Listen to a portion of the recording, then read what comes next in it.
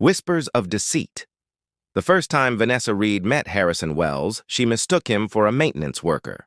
Dressed in jeans and a worn button-down, he was examining an exotic orchid in the university's Botanical Research Center where she worked. When she offered assistance, explaining the rare bloom's properties, his genuine fascination caught her off guard. "You really love these plants," he observed, his blue eyes crinkling at the corners. "They're honest," Vanessa replied, tucking a strand of auburn hair behind her ear. Plants don't pretend to be something they're not. Only after 3 encounters did Harrison reveal he wasn't a botany enthusiast, but the heir to Wells Enterprises, the conglomerate funding her research program. By then, the spark between them had already ignited into something neither could ignore. Their courtship unfolded like a fairy tale, dinner under the stars at the Botanical Gardens, weekend trips to document rare flora, and long conversations about their dreams. Harrison spoke of transforming his family's corporation into a force for environmental good. Vanessa shared her vision of developing sustainable agricultural practices for drought-affected regions. "You see the world as it could be," Harrison told her one evening, as they walked along the riverbank near her modest apartment. "My family only sees balance sheets." The whispers began the moment Harrison introduced Vanessa to his world. At charity galas and corporate events, she felt the weight of scrutinizing glances. Harrison's mother, Eleanor Wells, made her disapproval clear during their first private lunch. "You seem like a lovely girl," Eleanor said, stirring her tea without looking up. "But you must understand, the Wells name carries certain expectations. Harrison needs someone who understands our world." Despite the resistance, Harrison proposed 6 months later, sliding a vintage emerald ring, his grandmother's, onto Vanessa's finger. "This belonged to the only other rebel in my family," he explained. "She would have adored you." Their wedding was small but elegant, held in the Botanical Gardens Glass Conservatory. Theodore Wells, Harrison's imposing father, surprised everyone by embracing Vanessa warmly. "You have substance," the old man whispered, his voice gravelly from years of expensive cigars. "This family needs that more than it knows." For a while, their life together seemed charmed. Harrison brought Vanessa into the family business as an environmental consultant. Her practical approach and genuine passion earned respect from some board members, further aggravating others, particularly Harrison's cousin Roland, who had long expected to inherit control alongside Harrison. "She's changing him," Roland remarked to Harrison's sister Portia during a board meeting. "Soon he'll be donating the company profits to save rainforests instead of focusing on expansion." The first crack appeared when Vanessa discovered she was pregnant. While she glowed with joy, Harrison grew distant, working later hours and attending more business trips. During family dinners, subtle comments about strategic marriages and gold diggers with clever tactics became more frequent. "I've never cared about your money," Vanessa insisted one night. After Harrison returned home past midnight, "Everyone cares about money," he replied coldly. "Some people just have longer strategies for getting it." The final blow came during the second trimester. Vanessa found documents on Harrison's desk, a prenuptial agreement he'd never mentioned, and a private investigator's report probing her background. When confronted, Harrison's eyes held none of the warmth she'd fallen in love with. "My family was right," he said, his voice hollow. "I need to protect the Wells legacy. This was all too fast." The next morning, Harrison was gone, leaving only a check and a brief note. "This should provide for your needs. My lawyers will be in touch." Vanessa tore the check to pieces, watching as the fragments scattered across the floor of what had been their home, like the last fragments of her heart. Solitude's embrace. The quaint 2-bedroom apartment above Madame Florence's flower shop wasn't what Vanessa had imagined for this chapter of her life, but the fragrant air and sun-dappled rooms offered a comfort that Harrison's cold mansion never had. 3 months after her world imploded, she found herself arranging sprigs of lavender in the nursery she was slowly piecing together, her rounded belly now impossible to hide beneath her loose dresses. "You've got good hands," observed Madame Florence. a silver-haired woman with kind eyes who had found Vanessa weeping in the alley behind her shop one rainy afternoon. Plants know when they're loved. The older woman had offered Vanessa not just the apartment but also work in the shop, an arrangement that preserved both Vanessa's dwindling savings and her dignity. Harrison's lawyers had been relentless, offering increasingly substantial settlements in exchange for her silence and a swift divorce. Each offer found its way into the recycling bin. "I don't want his money," Vanessa told Dr. Josephine Winters during a prenatal checkup, "but this child deserves to know their father." Dr. Winters, a no-nonsense obstetrician who'd taken an immediate liking to Vanessa, squeezed her hand. "That child is lucky to have you, money or no money. And remember, chosen family can be stronger than blood." Those words proved prophetic as an unexpected support network emerged around Vanessa. There was Marcus, the retired literature professor who lived across the hall and left homemade soups outside her door. Delia and Patrick Rivera, the young couple who owned the bakery downstairs and insisted on sending up fresh bread daily, refusing payment. Even Theodore Wells himself made a discreet appearance one afternoon, his chauffeur waiting at a distance as he examined the flowers in Madame Florence's shop. "How are you, my dear?" the old man asked quietly, his eyes softening as they fell on her belly. "We're surviving," Vanessa answered honestly. "Your grandson or granddaughter is quite the kicker." Theodore nodded, something like regret crossing his weathered face. "My son is a fool guided by fools," he said, pressing an envelope into her hands. "This isn't charity. It's information you might need someday." She tucked the sealed envelope into her keepsake box without opening it, alongside the pressed orchid from her first meeting with Harrison and the ultrasound images of the child growing within her. As her due date approached, Vanessa threw herself into preparation. She completed online courses to maintain her professional credentials. She transformed wooden crates from the flower shop into charming bookshelves. She planted a small herb garden on her windowsill, talking to both plants and baby about resilience and growth.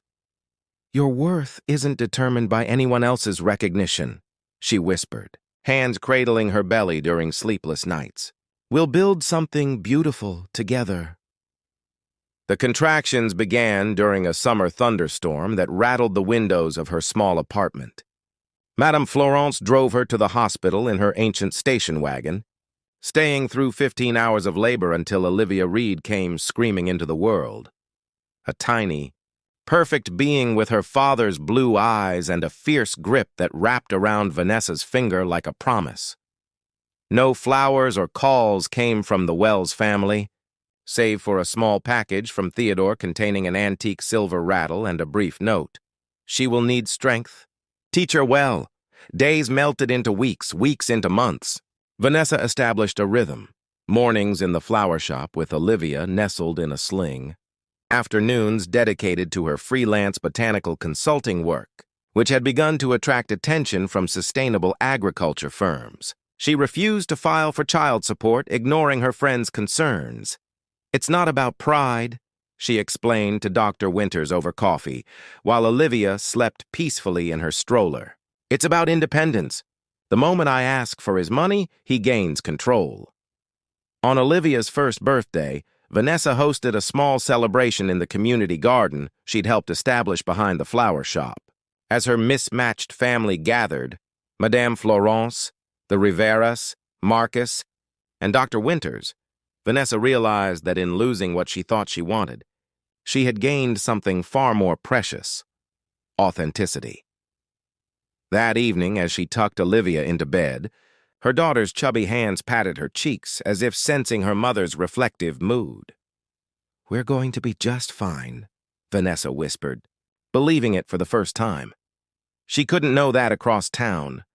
Theodore Wells was making final adjustments to his will, or that Harrison occasionally parked across from the flower shop, watching from a distance, too cowardly to approach but unable to stay completely away.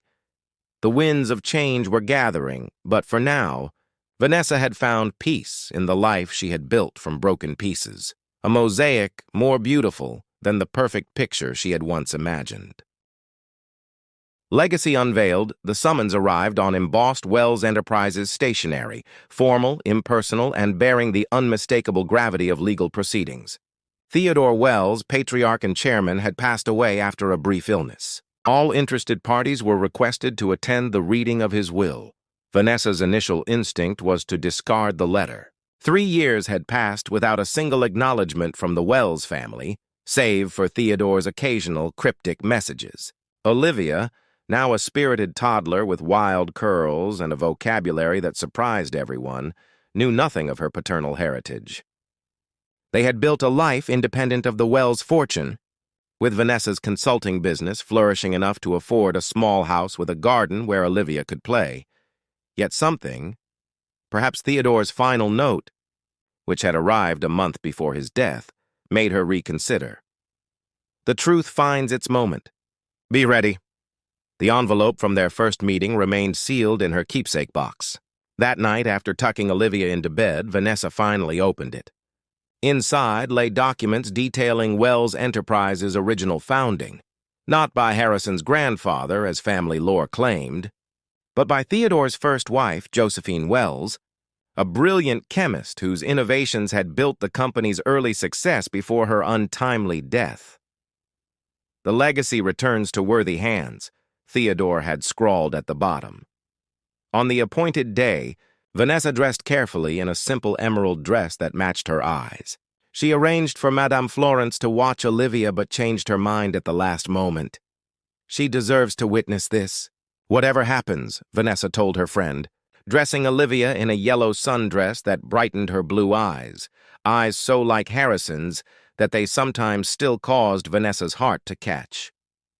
The Wells estate sprawled across manicured acres, its Georgian facade as imposing as Vanessa remembered. Inside the grand library, family members and executives were already assembled.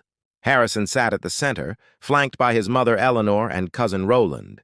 3 years had hardened his features, adding silver at his temples and lines around his eyes that spoke of dissatisfaction rather than laughter. When Vanessa entered with Olivia's hand in hers, the room fell silent. Harrison's face drained of color as he stared at the child who was unmistakably his daughter. "What is the meaning of this?" Eleanor hissed, rising halfway from her seat before Jasper Thornfield. The family's ancient solicitor cleared his throat. "Mrs. Wells, or Ms. Reed, as you prefer, is here at the explicit request of Theodore Wells," the lawyer stated. "As is the child." Harrison stood, his movement abrupt. "Vanessa," he began, but whatever he intended to say died as Olivia tilted her head, examining him with uncanny perception. "Please be seated," Thornfield directed, adjusting his spectacles. Theodore's instructions were most specific about the order of proceedings. What followed was the systematic dismantling of generations of assumptions. Theodore's will, revised multiple times in the final year of his life, revealed his deep disillusionment with the direction of both his family and company. Harrison and Roland had steered Wells Enterprises toward profit at any cost, abandoning the ethical foundations upon which Josephine had built it. "To my son, Harrison," Thornfield read, "I leave my personal library and art collection, along with a trust generating an annual income sufficient for comfort but not excess. Perhaps with less you may find what truly matters." Harrison's face flushed crimson, then paled as the lawyer continued. "The controlling interest in Wells Enterprises, comprising 60% of voting shares, I bequeath to Vanessa Reed as trustee for Olivia Wells Reed until she reaches the age of 30. Vanessa has demonstrated the integrity, vision, and courage that this company was founded upon, qualities this family has forgotten." Eleanor's outraged cry was cut short by Thornfield's raised hand. "There is more. Theodore anticipated your objections." He produced a sealed envelope. "This contains irrefutable evidence of financial improprieties committed under your direction, Mrs. Wells, in collusion with Roland. Theodore chose not to act during his lifetime, but arranged for this evidence to be submitted to authorities should any attempt be made to contest this will." The silence that followed was deafening. Vanessa sat perfectly still, one hand protectively on Olivia's back, her mind racing. This wasn't what she wanted. Not revenge, not wealth, certainly not entanglement with a family that had rejected her. Harrison broke the silence, his voice hollow. "Why now? Why not tell me this while you were alive?" Thornfield adjusted his glasses. "Your father's final message addresses that. Some lessons cannot be taught, only learned through consequence. May you learn what I failed to teach." As the meeting disbanded in chaos, with Eleanor and Roland already on phones with their lawyers, Harrison approached Vanessa, his eyes fixed on Olivia. "She has your smile," Vanessa said quietly. The first words she'd spoken to him in 3 years. "I didn't know," he replied, which they both recognized as only partly true. He hadn't wanted to know. "Her name is Olivia," Vanessa offered, neither accusation nor forgiveness in her tone. "She likes dinosaurs and can name every flower in our garden. The weight of everything lost, not money or position, but years of fatherhood that could never be reclaimed, settled visibly on Harrison's shoulders. What will you do now?" he asked. Vanessa looked around the opulent room with its dark woods and heavier history, then down at Olivia, who was carefully studying a potted orchid with the focused attention Vanessa recognized from her own reflection. "I'm going to do what your father believed I could," she answered. "Build something worth inheriting." Reckonings. The offices of Wells Enterprises occupied the top floors of a gleaming tower that pierced the city skyline like an exclamation point. For 6 months following Theodore's bombshell will, Vanessa had deferred taking physical possession of her new position, working instead through Thornfield to stabilize the inevitable market turbulence while she prepared for the seismic shift in her life. Today, that changed. With Olivia safely ensconced in the progressive preschool, Vanessa had carefully selected one that emphasized environmental stewardship and emotional intelligence. She stepped into the executive elevator alone, her simple navy suit a stark contrast to the power dressing she'd observed during her brief previous tenure with the company. "Ms. Reed," greeted Thornfield, meeting her at the penthouse level. "The board awaits." The boardroom fell silent as she entered. Several familiar faces registered shock. Executives who had dismissed her environmental initiatives years before now faced her as their de facto leader. Roland was conspicuously absent, having resigned rather than face the financial impropriety charges Theodore had documented. Eleanor had retreated to the family's estate in Switzerland, her influence diminished, but her bitterness intact. Harrison sat at the far end, no longer in the chairman's position, but still present as a significant minority shareholder. The past months had changed him. The polished arrogance had given way to something more subdued. Their interactions had been strictly professional and primarily through intermediaries, though he had begun sending carefully chosen books for Olivia, picture books about brave botanists and women scientists that revealed more attention than Vanessa had expected. "Thank you for your patience during this transition," Vanessa began, standing rather than taking Theodore's old seat. "I'm not here to dismantle what Theodore built, but to realign it with its original purpose. Wells Enterprises began as an innovation company committed to improving lives through ethical chemistry. We're returning to those roots. For the next hour, she outlined her vision, redirecting the company's considerable R&D resources toward sustainable technologies, establishing transparent supply chains, and launching a foundation dedicated to environmental education. The financial projections she presented, developed with a team of ethical investment specialists, showed initial adjustment costs followed by stronger long-term growth than the company's recent predatory expansion strategy. "This isn't charity," she concluded, addressing the skepticism evident on several faces. "It's sound business for a world that can no longer afford corporate irresponsibility." As the meeting adjourned, Harrison remained seated, waiting until they were alone before speaking. "You've done your homework," he acknowledged. "Father would be impressed." "I didn't do it for him," Vanessa replied, gathering her documents. "Or for you." "I know," Harrison hesitated. "I'd like to see Olivia. Properly, I mean, not just sending books through Thornfield." Vanessa had anticipated this moment, prepared for it with Dr. Winters and her own therapist. "She's not a possession to be claimed when convenient, Harrison." "That's not what I—" He stopped, recalibrating. "You're right. I've missed 3 years I can never get back. I just don't want to miss more. Later that week, in the neutral territory of a children's science museum, Harrison met his daughter under Vanessa's watchful eye. Olivia, precocious and direct, studied him with the same intensity she gave to interesting insects. "You have my eyes," she informed him solemnly. "Yes," Harrison agreed, kneeling to her level. "I'm told I'm your father."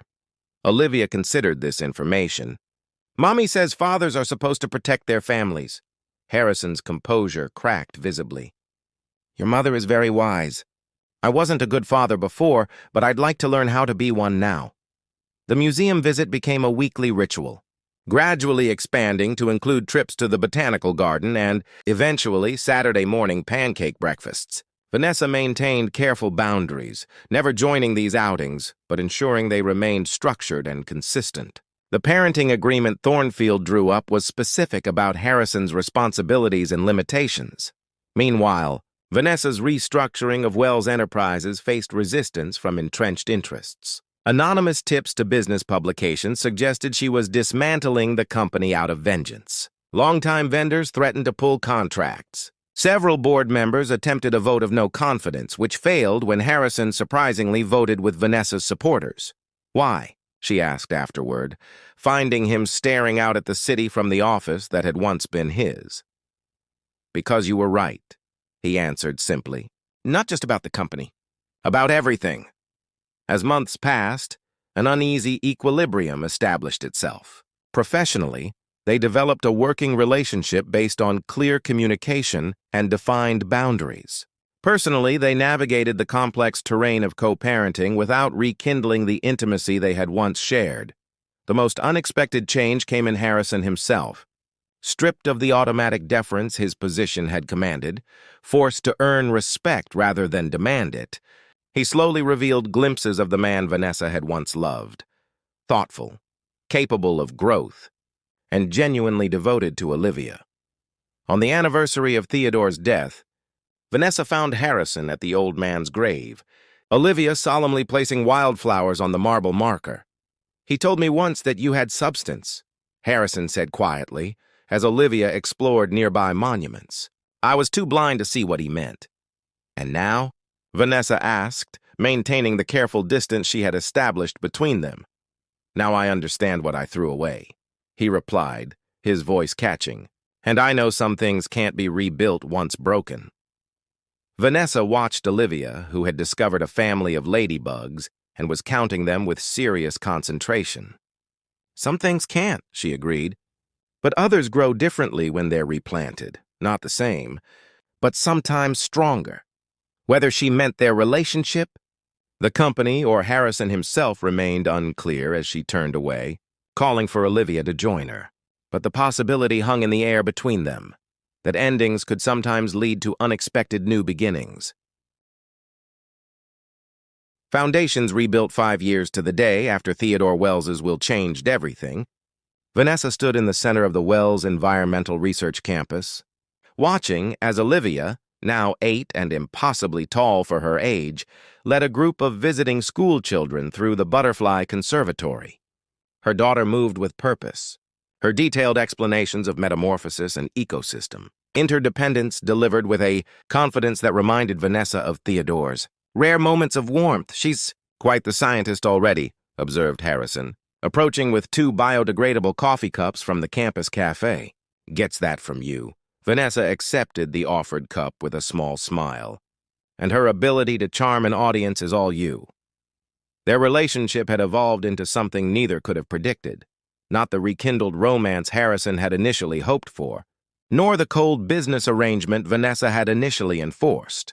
Instead, they had found a middle path: respectful co-parents, occasional friends, and unexpectedly effective business partners. Under Vanessa's direction, Wells Enterprises had transformed. The research campus, built on what had once been corporate retreat grounds, now housed scientists developing technologies to address climate change and sustainable agriculture. The company's market value had initially dropped, then steadily climbed as investors recognized the wisdom of positioning for a changing world. Most surprisingly, The corporate culture had shifted from cutthroat competition to collaborative innovation. The board approved the expansion into drought-resistant crop development, Harrison mentioned, watching as Olivia released a newly emerged monarch butterfly onto a flowering plant. "Your proposal was compelling." "Our proposal," Vanessa corrected. Harrison's gradual evolution from corporate raider to ethical investor had been among the most unexpected outcomes of Theodore's final intervention. "Your work with the international implementation team made the difference." A comfortable silence settled between them as they observed their daughter, the unexpected catalyst who had ultimately forced both to become better versions of themselves. "I have something for you," Harrison said eventually, producing a small leather portfolio. The lawyers finally finished the paperwork. Inside, Vanessa found documents transferring Harrison's remaining shares in Wells Enterprises to Olivia's trust, with Vanessa as sole trustee until their daughter reached maturity. "Why now?" she asked, echoing his question from years ago in Theodore's library. "Because I've finally learned what my father tried to teach me," Harrison replied. "Legacy isn't about control or wealth. It's about contribution." He hesitated, then added more quietly, "And because I need to fully earn back what I lost before I can ask for a second chance." Vanessa studied him, noting the authenticity that had replaced his former practiced charm. The years had been both kind and cruel to Harrison. His face more lined, his manner more thoughtful, his ambitions reconstructed around meaning rather than power. "I'm not the same woman you married," she said carefully. "That girl who believed in fairy tales is gone." "I know," Harrison acknowledged. "I wouldn't want you to be. She was lovely, but you—" He gestured toward the thriving campus around them. The company reimagined, their remarkable daughter. "You're extraordinary." Later that evening, after Olivia had been tucked into bed in the home she now shared equally between her parents' separate residences, Vanessa sat in her garden considering possibilities. The path forward remained uncertain. Trust, once shattered, could never be completely restored to its original form. But perhaps, like the botanical hybrid specimens she studied, something new could grow from grafted pieces of the old. The following spring, Wells Enterprises launched its most ambitious initiative yet, a global seed bank and agricultural education center designed to preserve biodiversity and train farmers in regions most affected by climate change. At the groundbreaking ceremony, Vanessa, Harrison, and Olivia each turned a shovelful of earth, a family united by purpose if not conventional structure. "Is Dad going to live with us now?" Olivia asked later, her perceptiveness catching Vanessa off guard as they walked through the memorial garden dedicated to Theodore. "We're still figuring that out," Vanessa answered honestly. "But we'll always be your family, whatever shape that takes." Harrison, overhearing as he approached, added, "Some things worth building take time to get right." As Olivia ran ahead to examine a flowering shrub, Harrison tentatively offered his hand to Vanessa. After a moment's hesitation, she accepted it, not as a commitment or a conclusion, but as an acknowledgement that even broken foundations could sometimes support new architecture, designed with greater wisdom and built to withstand storms that once would have destroyed them. The Wells legacy, Theodore had understood better than anyone, was never about wealth or power. It was about recognizing true value and having the courage to protect it. In Olivia, and in the parallel journeys of growth that had brought her parents to this unexpected place of possibility, that legacy had found its rightful guardians at last. "What happens now?" Harrison asked quietly, watching their daughter catalog plant specimens in her ever-present notebook. Vanessa considered the question, not just for them, but for the company, for Olivia, for the future they were all still creating. "We keep growing," she answered simply. "And see what blooms."